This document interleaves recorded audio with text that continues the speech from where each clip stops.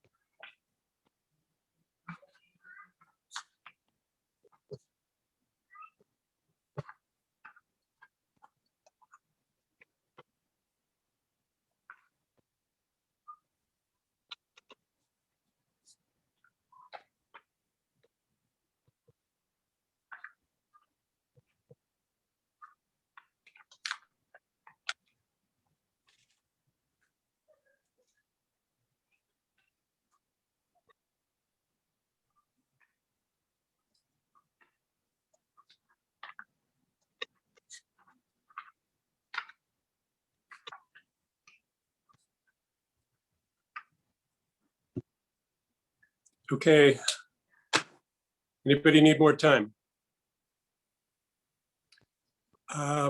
Amy, if you could not share the screen, that would be better. Then I can see if anybody's got their hand up. Let me get there.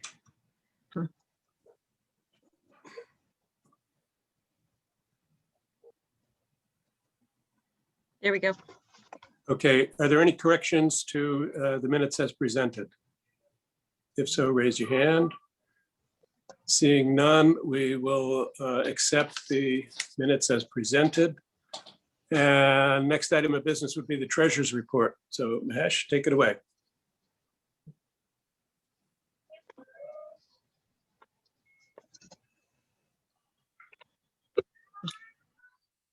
And you're on mute.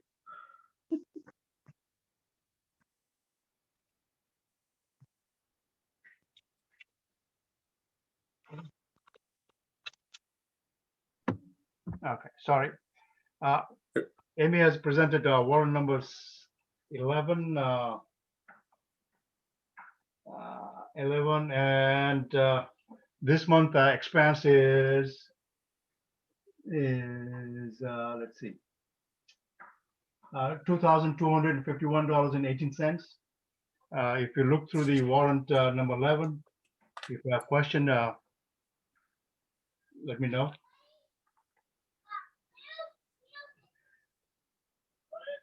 Any question about expenses?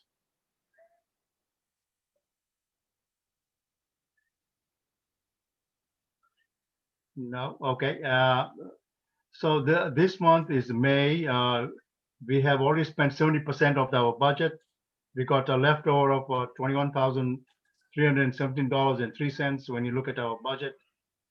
We got another month, May and June, to spend it all. So we still have some money left over, but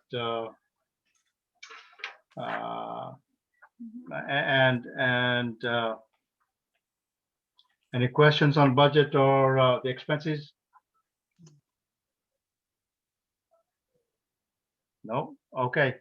Current balance in Santander account, Charles, is $7,902.46. Okay, very good. No questions on the warrant. Mahesh, would you like us to transfer the amount of the warrant into the checking account as is our usual practice? Yes, please. Thank you. Okay, so I gave that order today to do it tomorrow pending our vote. Is there anything else that you need to report to us at this point? No.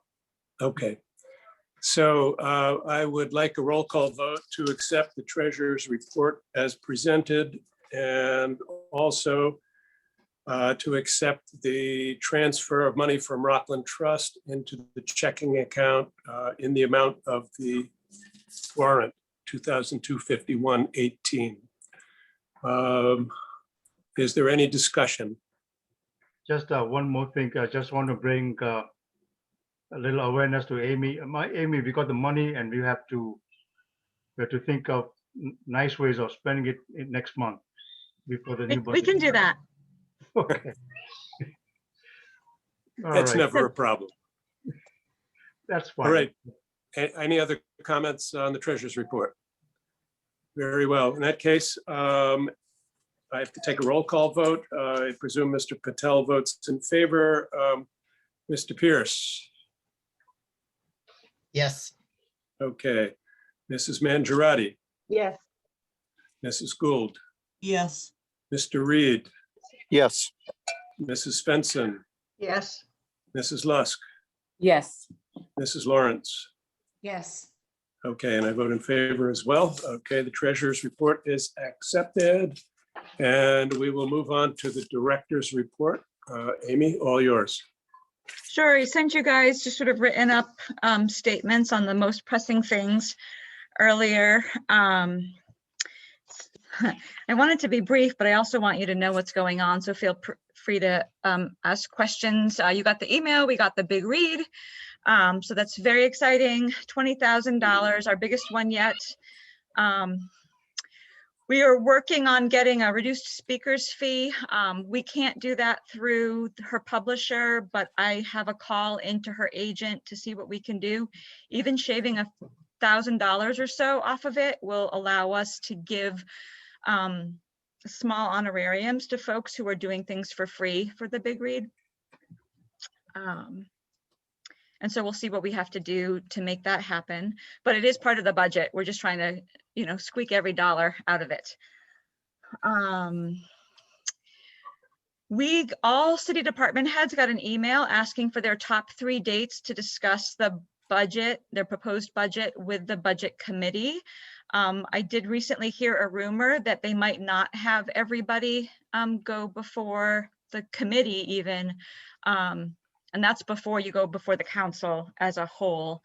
At the very end of the day, I got a copy of the proposed city budget. I haven't had a chance to look at if they changed anything from the last meeting that we had, but I will let you know. What else? The building.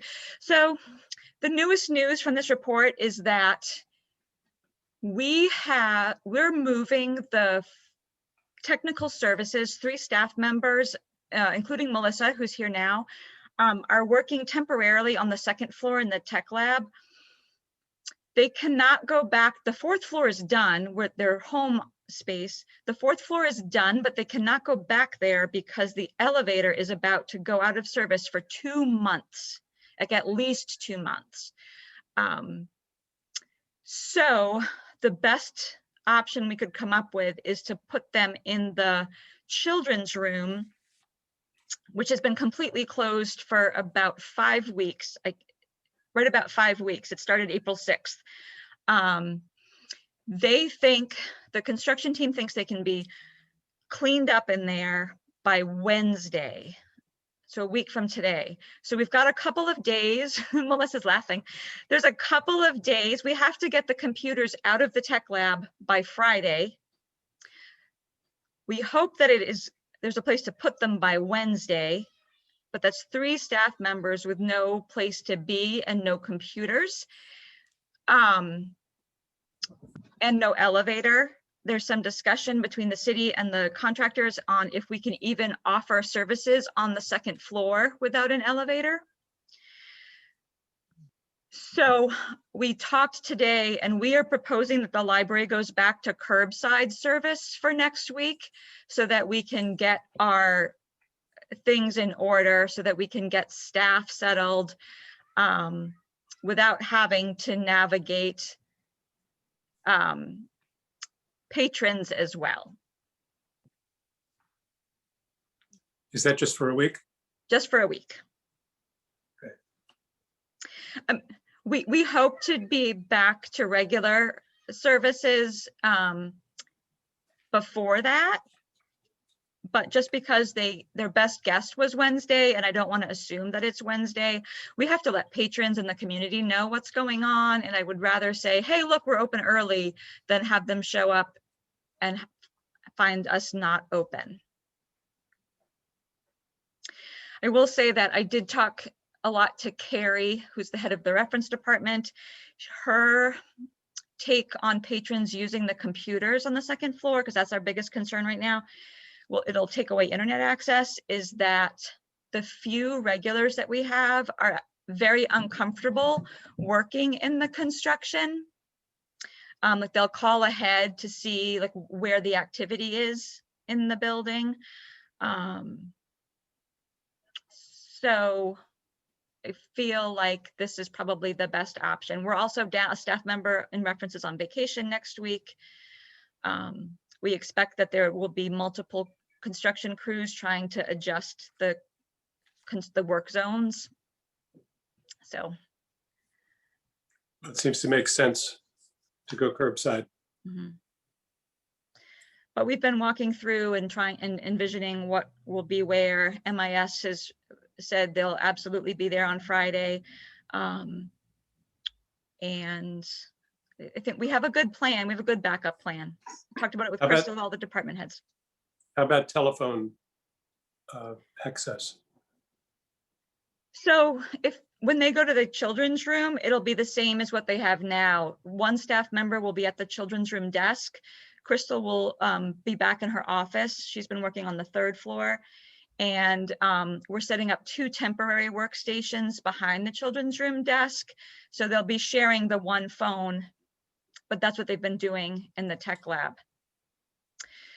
The best, and they'll be in sight, that having them on the 1st floor will at least be able to, there's 5 or 6 staff members all within sight, which we did not have when they were in the 2nd floor. Will the skylight work have any impact on that? So they haven't given us a date for the skylight. They keep saying at this Tuesday's meeting, they said it's coming in early May. So we're at the 12th. Okay, but that could potentially mean you need a different route to travel through the first floor. It could To get to the potentially, and children's there room. is no other route. Yeah. There is no other route to get through the first floor. So it could affect being open anyway. At least for the day that I don't know what to call it other than boards. When they board off the skylight, that work everyone expects will close the library for that day. But we could still go curbside. Okay. But I guess my thought is if you can still move around on the first floor for the most part, except perhaps on that one day. Yeah. You could, for example, if you had to go through the Balfour room and into the children's room by that. That's interesting. It depends on when they start that work. Because you'd have to Okay. go through the quarantine room, which I'm not sure how many people would want to be led through the quarantine room. Yeah, okay, all right, makes sense. Uh, We'll talk about that more. And we When I do get have back, but- plans of trying to figure out ways to do pop-up libraries when people can't come inside, because the children's room will not be open this summer. It'll be staff for 2 months, but the collections are available. Right now, you can't even get books in there. There's very limited ways to get to the books in the kids' room, but once staff is in there, you'll be able to get to the collection. So for instance, if someone calls looking for books from the 3rd grade reading list, Crystal will be able to grab an armful of things and bring them right out. Okay, But because of the amount of work and the amount of staff, it does not seem safe to have families wandering through there. great. Amy, Mhm. I was just wondering that if you just put out notices that, because of constructions inside the library itself, there are days that emergency calls will have to if there's an emergency, like you're talking one day where you won't be able to get in. So if the publics are aware that we'll be closing anytime, just because of emergency or because we're doing movement or we're bringing the elevator down or something like that. So they understand that, oh, okay, the library is closed just because there's something going on, and we'll be doing curbside only or something like that. Yeah, so all of our messaging lately has been, we could close at any minute for any reason. All right, yeah. Between renovations and COVID and all the things, we could close. So we were suggesting, call ahead, do curbside, come in if you're up for it.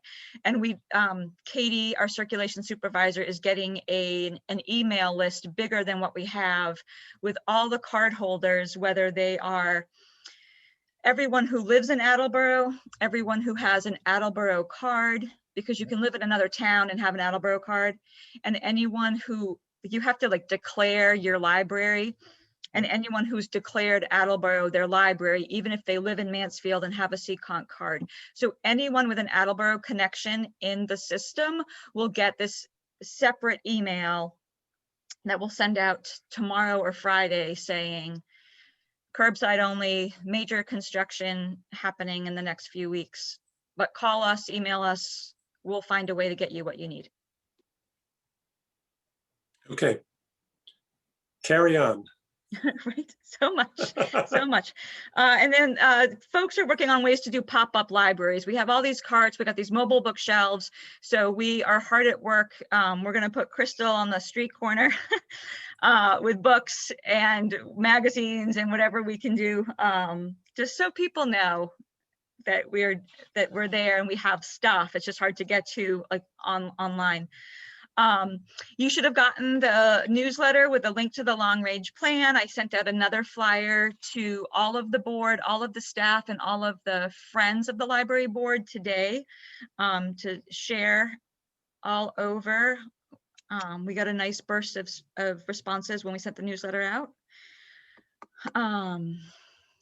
It's a big blurb on neighbors and dialogue, just because that's been taking up a lot of my time. We had the city had a fantastic turnout for the policing theme last week. Toby, I know, was there, and Kelly. It went so very well. And the chief, actually, had he not been on vacation, would have been there. It was just a really wonderful collaboration. That being said, taking part, everyone who is involved in Neighbors in Dialogue in the steering committee is also involved in the school department's Be Heard coalition.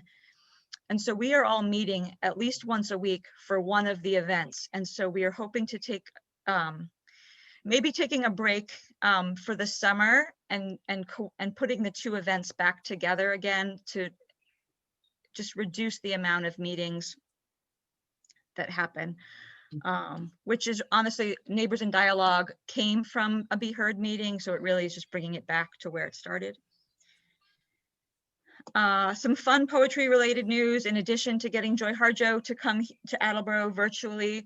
I did get to record a poem about slate roofers on our slate roof the other week, thanks to Justin.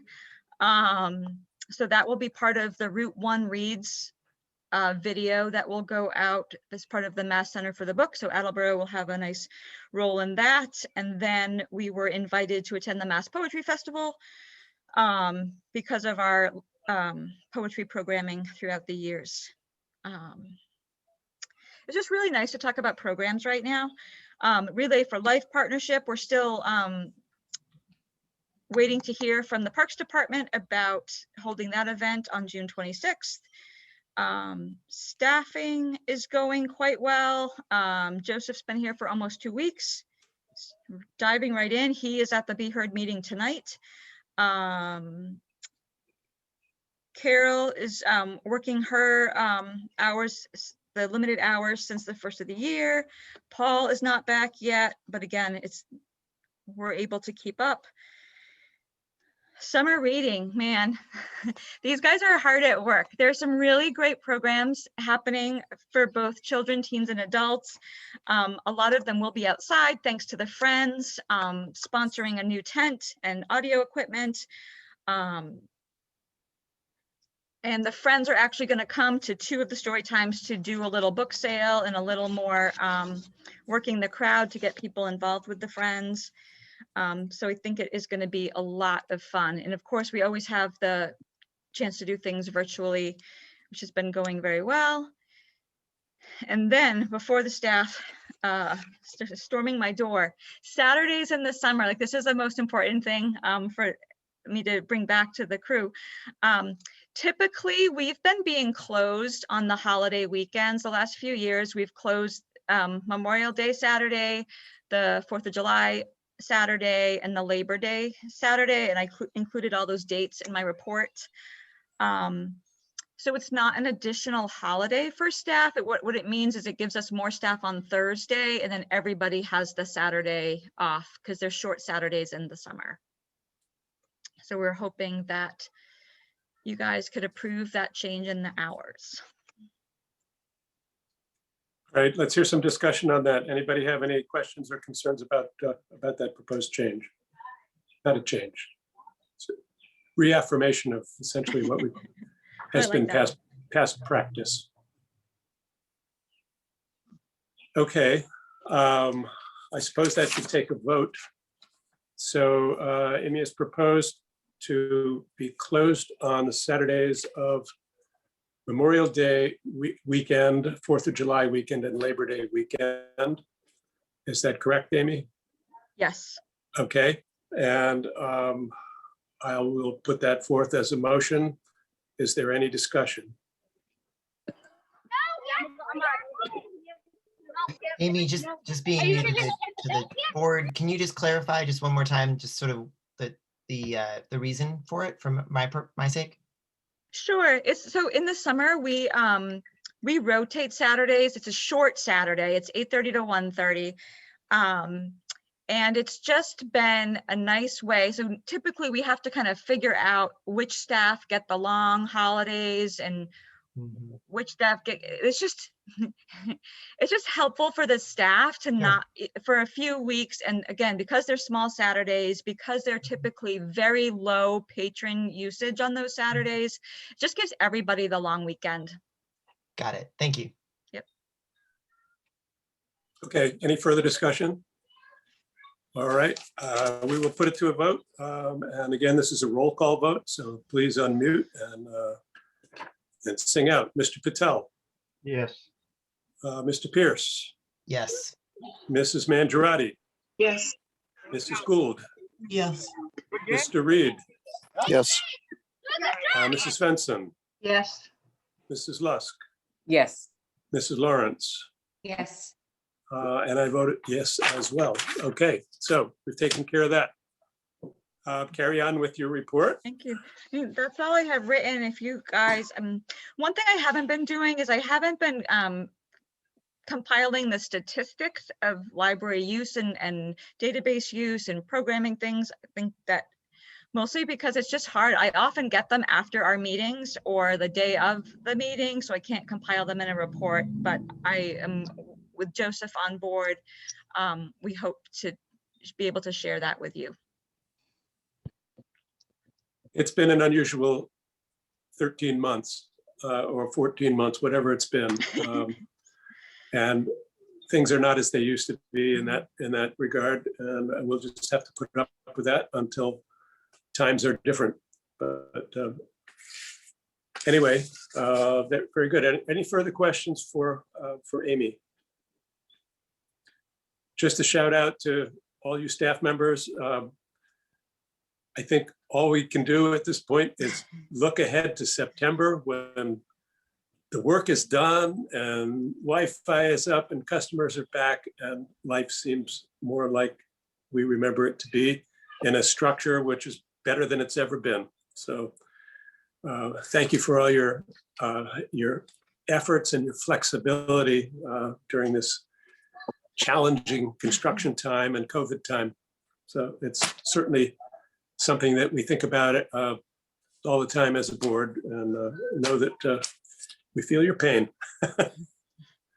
All right, so that said, let's move on to the tech lab. I know that Amy, you can probably supplement what I can tell you, but we have gotten going on the wiring. Comcast has been in and made their hookup of a fiber optic cable. The wiring contractor has been in as well and strung some wires. There's a little carpentry work, which as far as I know, maybe that has been done by now, but I know we needed to do some work for a rack for various components of the system, as well as, excuse me, one more perhaps electrical outlet or set of outlets. But anyway, things are underway. The building team is a part of the process. So everybody is working in tandem. The tech project and the renovation project all happening in tandem. That's a beautiful thing as far as I can see from my vantage point. But any news on that front, Amy? No, I would just say that, yeah, they are working in tandem. The plywood is in the building. It should be up on the walls soon. The cabling for the E-rate project seemed to go fairly well and slightly quicker than they anticipated, which was nice. And so we're just waiting word. Once the tech lab construction starts in the tech lab and the walls are open, then the cablers can come back and do what they need to do. So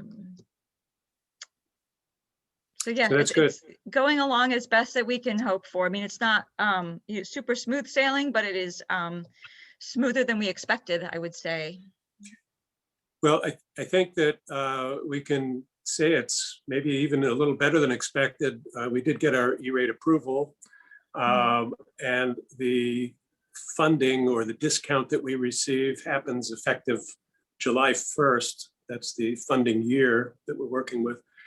So it's good to know that we have contractors that are tuned into the E-rate system and understand its various quirks. So the work has been able to get started ahead of time. So I think that we'll be in pretty good shape in July as far as having this work done. And we've got a really good head start on it right now. So, And it's going So to that's free up good. a lot of staff time. I'm sorry to interrupt, Charlie. It's going to free up a lot of staff time. There's, we call it the rat's nest above our circ super. Like there's literally a nest of wires like falling out of the wall over our circ supervisor's desk, and that is a major internet. Like you guys are smiling because it's true. That's being moved, and like they literally were like pulling wires out and attaching them to try to see that there were wires that were dead. And that is why when things go down, like if you're not one of like the 2 people who knows how to work that, like the internet's just down until somebody who knows how to fix it comes into work. So we're super excited about this. And also the construction team is having a hard time connecting to Wi-Fi during our Tuesday morning meeting sometimes. So I think that they appreciate the fact that having this extra team on site is actually very much like they see how important that is to our operations. And I have to say a big shout out to Carrie Sylvia for heading up this E-rate project and really doing a fantastic job. She's the most tech savvy of those of us on this call, for sure. And she's communicating really well with all the players, whether they be contractors or the building team or members of the technology team or staff. So a lot of appreciation to her for that. Otherwise, I have nothing new to report on that. The building, Amy's alluded to the things that are happening. First and foremost, the big thing will be the elevator, 8 or 9 weeks on that. And that's going to be a major inconvenience, but sure will be nice to have it done. The skylight is requiring, first of all, some enhanced lighting in the building to replace the fact that we'll lose some natural lighting during the work on the skylight. Also, there's this safety issue with working underneath that skylight. So, we have to put up with that major inconvenience. Another thing that is happening is the work on the history room. We have to move everything out of there and up to the 4th floor. So we have to make those moves before the elevator goes out. And in order to do that, the space has to be available on the 4th floor to receive all that material. Last I heard, people were hustling to clean out that room on the 4th floor. And so stuff should be, I believe, up there or in the process right now. Is that right, Amy? It's actually almost done. Carrie had it so well organized. Crystal was the first staff volunteer to do a shift helping her move, and they almost finished it. I think it was Tuesday morning. So it's actually almost done. That's good. So another thing that will be happening soon is the start of replacement of windows. All told, it still, I didn't get to participate in Tuesday's meeting. I couldn't manage to dial into that, although I tried. But it sounds like we are either still on schedule.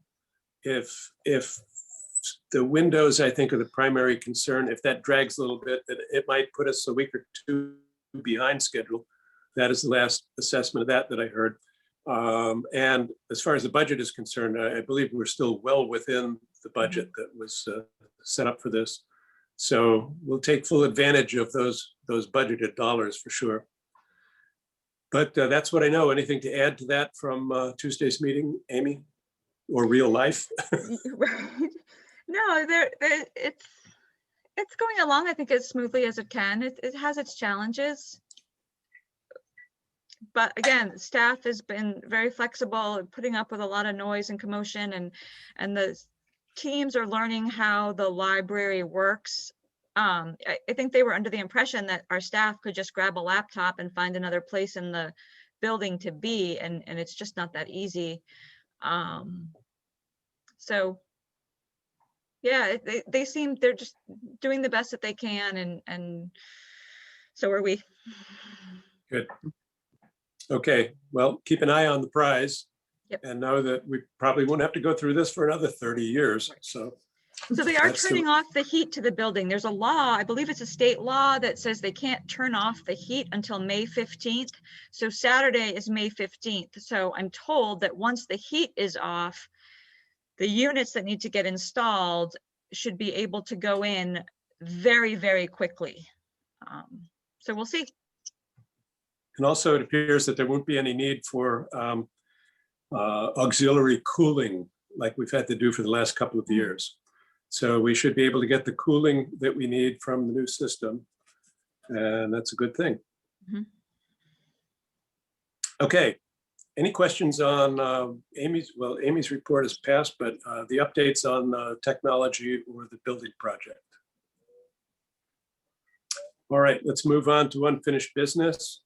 Diane Mangiarotti, could you give us an update on where we stand with the performance evaluation process for the director? Okay, well, our committee has met several times, and we forwarded, Judy actually forwarded what we have come up with to Amy. Amy, you received it correctly, right? And we are going to meet with Amy, I think the 20th, to kind of go through all the different things that we've come up with and just have discussion about it. Make sure there's agreement that with her and with us. So we'll have that finished thing, perhaps, I don't know, maybe the end of maybe June. I don't know. It's possible that you could get a copy of that next meeting, but I don't know for sure. We'll have to see how it goes on the 20th. But I think we kind of used some copies that were from other libraries and went with the State Library Association. And there's a lot of the language is pretty similar, and we found that, and we kind of try to tailor it to what we thought was pertinent for our library. So I think it's a good model right now. We'll see how it goes when we meet on the 20th with Amy. It's a good process. It's a healthy process for us to go through. I cannot speak to how it was done in the past, but I do not recall any kind of a formal process that happened in the past. No. So Amy brought up the question in the beginning. I appreciate the fact that you did that in your interview. And hopefully we'll have the answer shortly and plenty of time for your first anniversary. And all of that is good. So appreciation to Diane and Beth and Judy for volunteering to work on that and the hard work that you put in. Any questions? Okay, Amy, can you talk a bit about the long-range plan? This is something that really the board has a lot of oversight on, or should have a lot of oversight on our plan, what we submit and how we're keeping up with it as the 5 years evolve. And we may have, certainly under my time in office, I think have lost sight of that, but really that should be a driving factor in how we operate as a board going forward. So can you tell us a little bit about where we are and what we need to do to get this submitted on time? Sure. I mean, right now we're just in the very beginning, the information gathering stage. We're just waiting to hear back from folks, their thoughts on the library. We still have to get the community organization survey out. It's slightly different for the partner versus individuals. Staff is working on their survey. So then the tricky part will come in once we go through the data and create our plan. I mean, Joseph and I, in our separate positions, him in Olneyville and me here, like we're used to these longer plans that historically libraries have done, but in going to these workshops that MBLC puts on, like they're really looking for much shorter, sort of the trend right now is a much shorter and sort of pointed document. And we feel like the Attleboro Library is very much on track with their last 5-year plan. So really, we, unless we get big surprises in the feedback this time around, I think that we just sort of modernize what we did 5 years ago and just, sort of cross off the things that we have accomplished or update them to say we want to go a little bit further, but it will be a much shorter document. I want to say it's 20 something pages. So we'll get a shorter, more focused thing, which is what we've been encouraged to do. And you guys will obviously have a great say in that. Do you have any need for volunteers to help cull the incoming responses? Not yet. I don't think we've received, I have not heard that we've received any hard copies. It's all been online, but I know how to find you all. I'll put out the Good. call Well, when we need. Please ask, and Yeah. if asked, hopefully please respond, people. Certainly. And you'll certainly get the responses when I mean, they're very interesting, positive and negative. We all have our one perspective of the library. It's so great to hear them from everywhere. Good, and we'll share that data as a board. That'll be very valuable, as it was last time. Mhm. I think that was very instructive when we did that citywide survey the last time, so that all households received a survey. We got tons of responses and learned a lot from it, and it really drove a lot of where we have been going. The technology lab being perhaps the foremost example of that. Technology and parking were two huge issues. Parking we can't do much about at this point, but we heard a lot about those things in the last time around. Anyway, very good. So for sure, if you need help, put out a call, and anyone who can, please respond. Is there any other unfinished business that we need to talk about?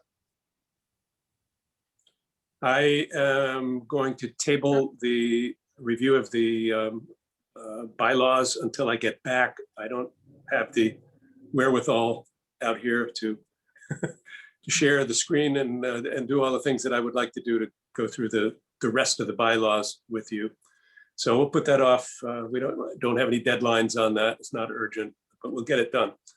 And any talk about SIPA filtering, we put that off until that comes up in the technology process. That's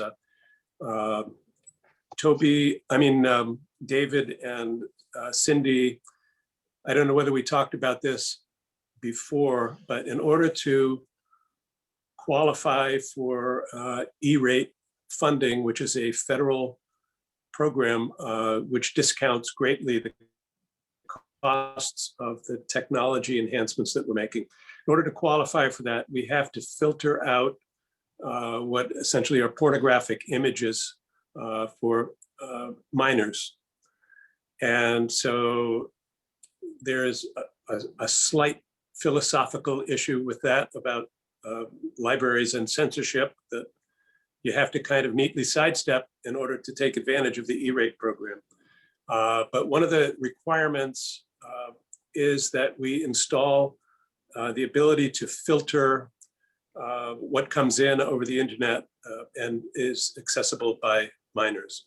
So that is a process which thankfully is built into our firewall. Once the new firewall is in place, we will be able to kind of dictate the criteria for filtering that will get us where we need to be. We have, I think we have a year or so to comply with that after we receive our award. So that's not an issue, and it's one we don't need to talk about just yet. So we'll table that for now. Which means if I hear no other suggestions of unfinished business that we need to discuss, do I? Anyone? Mahesh? You're muted.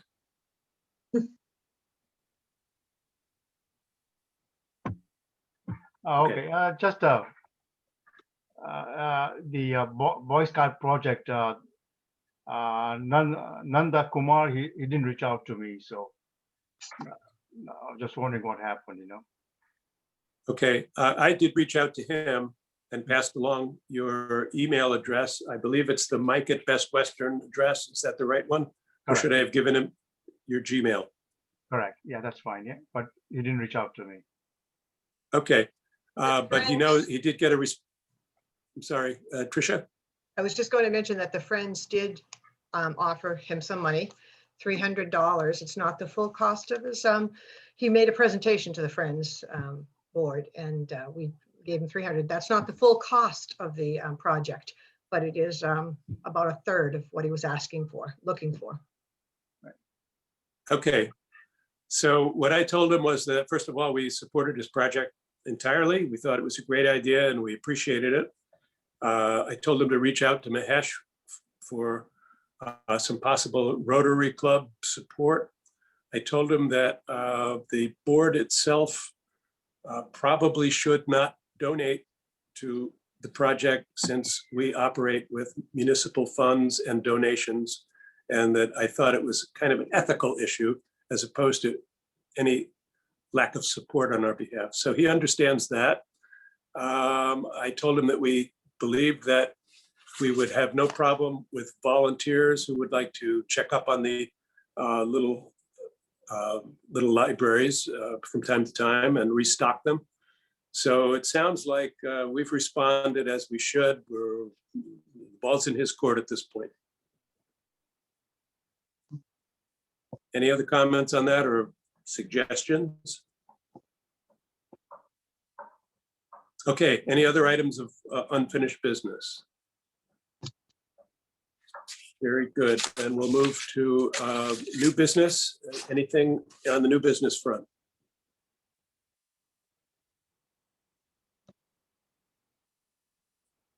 Okay, I have nothing to add from out here.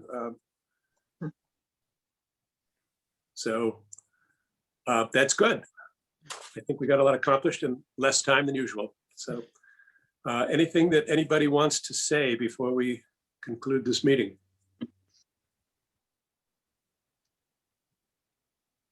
All right. Well, I look forward to seeing you all again in a week or so. And everybody have a good 4 weeks until we meet again, which would be on June 9th. 9th. Yep. Thank you very much. Have a good evening, everyone, and we'll talk again soon. Thank you, everybody. Thanks, everyone.